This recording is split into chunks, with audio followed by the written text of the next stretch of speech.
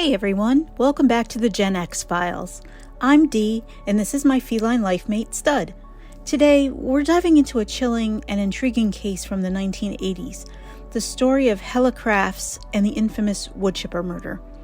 This case is interesting, so grab a snack, get comfy, and let's dive in. But first, can you hit that subscribe button and maybe throw me a like? Thanks, bye. Helle Lork Nielsen was born in Charlottenlund, Denmark, a suburban area on the coast north of Copenhagen, Denmark, in 1947. She was an only child who enjoyed school and spoke several languages, which allowed her to both further her education and expand her job opportunities. She soon found her love of travel and became a flight attendant, ultimately working as a flight attendant for Pan Am Airlines, which is actually how she met her husband, Rder Crafts. Richard was a 31-year-old pilot for Eastern Airlines and a bit of a mystery man, claiming to have been engaged in combat missions as well as having involvement with the CIA, though no one could ever confirm. My guess is these were just tales he told to impress the ladies, but whatever, I could be wrong.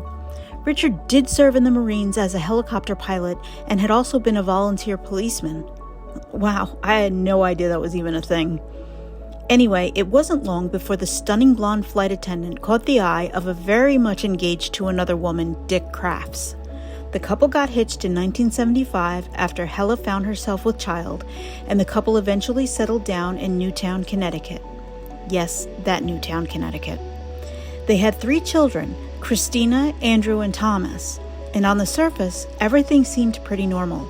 But as we all know, looks can be deceiving. Let's fast forward to November 1986. Not one to change his ways after settling down and fathering 3 children, Helle had long suspected old Dick Crafts of cheating. She hired a private investigator named Keith Mayo to tail him, and it wasn't long before he was caught kissing another woman, another flight attendant, outside the flight attendant's home in New Jersey.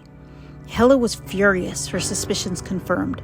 After 11 years of old Dick's foolishness, she knew it was time to end her sham of a marriage. Because not only had Dick been cheating on Helle, he had been abusing her as well. In 1982, her friends had gone to the police after seeing her with bruising on her face. But get this, the cops refused to speak with him because he was a volley. A volunteer make-believe pretend cop gets a pass for domestic abuse. Jesus. Anyway, Helle spoke to her friends and coworkers about her desire to divorce the big Dick, but she was worried about the financial strain it would put on her and her children. Ultimately, Helle decided that even a hard day alone would be better than another day spent with this trifling abusive fool, so she vowed to confront him and demand the divorce. Before that happened, however, she confided something to her friends. Should anything happen to me, it wouldn't be an accident. On November 18th, co-workers dropped Helle off at her home in Newtown after a long flight from Frankfurt, West Germany. Her plane touched down at JFK Airport, roughly an hour and a half away. A significant snowstorm had hit the area, and all of the homes in the neighborhood were without power. Helle had walked into her darkened home at 5 Newfield Lane and shut the door behind her. That was the last time anyone had seen her alive. The next morning, because the house was still without power, Richard told their au pair, Dawn, that they all would be headed to his sister's house in Westport, Connecticut, roughly 40 minutes away. When Dawn asked where Helle was, he told her that she had left for work early. However, she had failed to show up for work, and that wasn't like her. To her coworkers, he explained she was in Denmark visiting with her sick mother. To her friends and family, he'd say she was vacationing in the Canary Islands. Sometimes, when pressed, he'd simply say he had no idea where she could be. As you can imagine, Helle's friends, family, and coworkers were worried sick. They remembered what she had said. Should anything happen to her, it wouldn't be an accident. When I was researching this case, I came upon a discrepancy, so I'm going to give you all of the versions of what I found. First, it's been reported that on December 1st, Keith Mayo, the private detective, reported her missing to the local police, but surprise, surprise, they failed to investigate, saying Helle would probably return soon enough. When the police failed to do anything for missing Helle, Keith went to the county prosecutor, who eventually referred the case to the Connecticut State Police, who finally began an investigation. In another report I read, it stated that it was Helle Crafts, the smarmy husband here, who went to the police and said that Helle disappeared after the couple had had a heated argument, and she never returned. In yet another article, it stated Helle's co-worker Rita Buonanno made the report. In any event, regardless of who reported what and when, there wasn't much to go on. Not surprisingly, Richard was uncooperative and seemed unconcerned about his wife's whereabouts, but Helle's friends and Keith Mayo were persistent. They knew something was seriously wrong and refused to let the case grow cold. Now, here's where things get interesting. Joseph Hine, an employee with the town of Newtown, was driving a snowplow the early morning of November 18th, the last night anyone saw Helle alive. He reported that he saw a rental truck with a woodchipper attached parked closely to the shore of Lake Zor, a reservoir on the Housatonic River that runs along the towns of Oxford, Southbury, Monroe, and Newtown. During a search of the Crafts' home, want to guess what authorities found? If you said receipts for a U-Haul truck and an Asplund Badger Brush Bandit 100 model woodchipper from Darien Rentals 33 miles away, you'd be correct. They also found receipts for purchases of a Westinghouse chest freezer, which was not found in the home, and a chainsaw, also missing, as well as new bedding, rubber gloves, and a flathead shovel. All of these items were purchased by Richard using an alias. Joseph Hine took police to the area where he said he saw the truck and the woodchipper. There, among piles of wood chips, the authorities found the following: several hundred strands of blonde hair, a fingernail painted in pink polish, a tooth, a toenail, several bone fragments, flesh, a 1-inch piece of a finger, and even letters addressed to Mrs. Crafts. The missing chainsaw, still with hair and tissue on it, was discovered by divers in the water under the Silver Bridge portion of Lake Zor, with its serial number scratched off.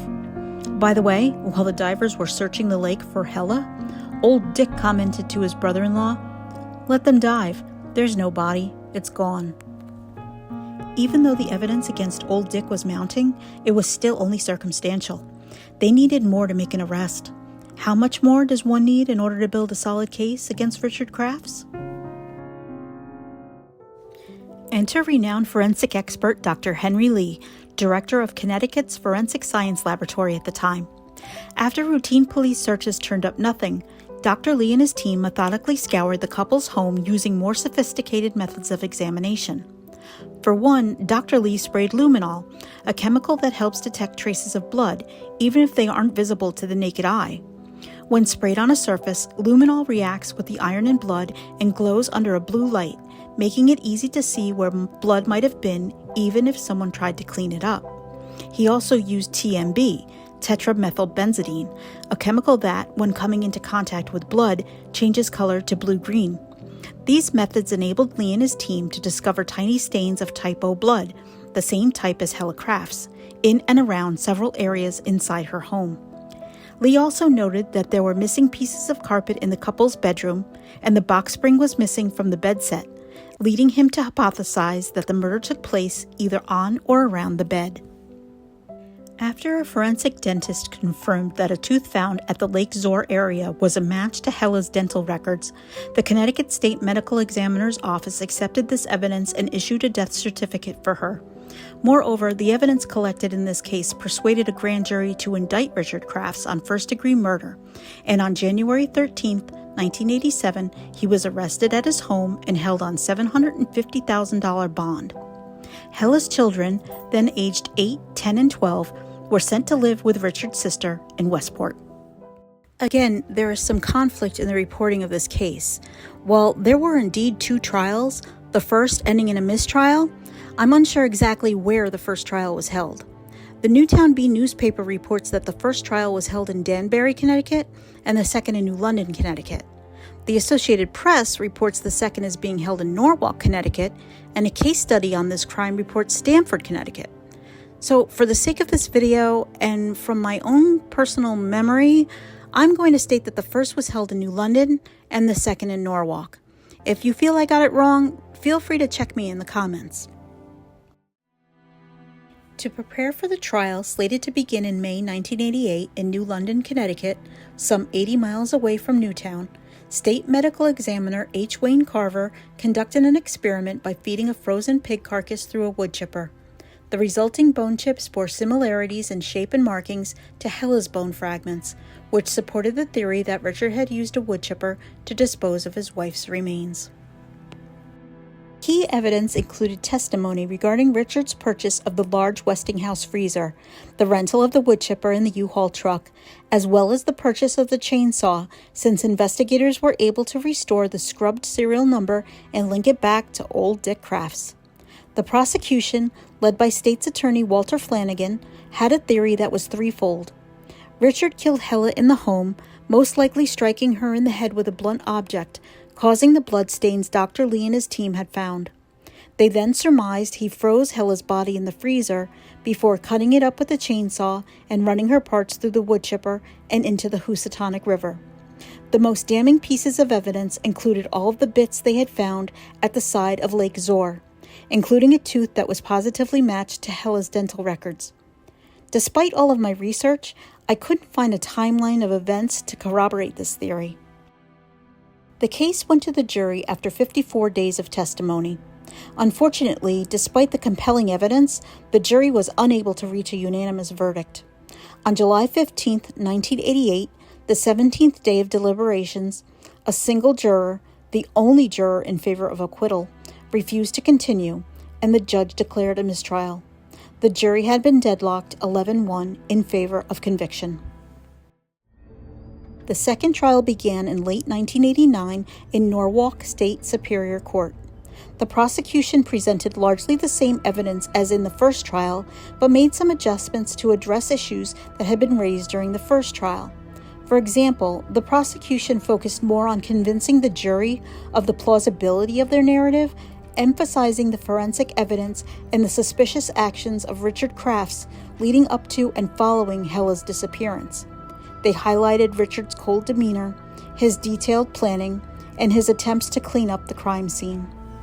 On November 21, 1989, after just 8 hours of deliberation, the 11 men and 1 woman jury found Richard Crafts guilty of murder. They had been convinced by the overwhelming circumstantial evidence, particularly the forensic evidence linking the remains found to Helle Crafts. The totality of the evidence was overwhelming, one juror told the Danbury News-Times. Richard Crafts was sentenced to 50 years in prison and showed no remorse. During sentencing, he told the court, "A great deal has been said about my apparent lack of emotion. He has ice water in his veins. I have feelings like everyone else." Oh my God, shut up. Inmate number 152724 was remanded to McDougall Walker Correctional Institution, a maximum security facility for men in Suffield, Connecticut, to serve out his sentence. Naturally, he appealed his conviction, but lost his appeal for a new trial. His lawyers had argued that most of the evidence against Crafts had been circumstantial, that not enough evidence had been presented to convict him of murder, that the judge's instructions to the jury had been improper, comments made by Crafts' wife before her murder should not have been presented to the jury, and that extensive publicity had prevented Crafts from receiving a fair trial. In a 4-1 ruling in Supreme Court, the justices rejected arguments by Crafts' lawyers that the pilot's trial had been unfair. Sucks to be you, Dick. According to Karen Martucci, Director of External Affairs for the State Department of Corrections, Crafts had been sentenced under an old law, allowing for offenders to earn a significant amount of time off their court-imposed sentence. He was also assessed as being low risk to the community. So in 2019, after serving 30 of his 50-year sentence, Crafts was released to a halfway house in Bridgeport, Connecticut. In January 2020, he was moved to a transitional housing program for veterans, the last step to freedom. Where he is today, I have no idea. This case became a landmark in forensic science and the use of circumstantial evidence in court. It also raised awareness about domestic violence and the lengths some individuals will go to cover up their crimes. Moreover, the case was groundbreaking for the state of Connecticut, since it was the state's first murder conviction ever gotten without a body. Helle's story remains a sombering reminder of the hidden dangers in seemingly ordinary lives.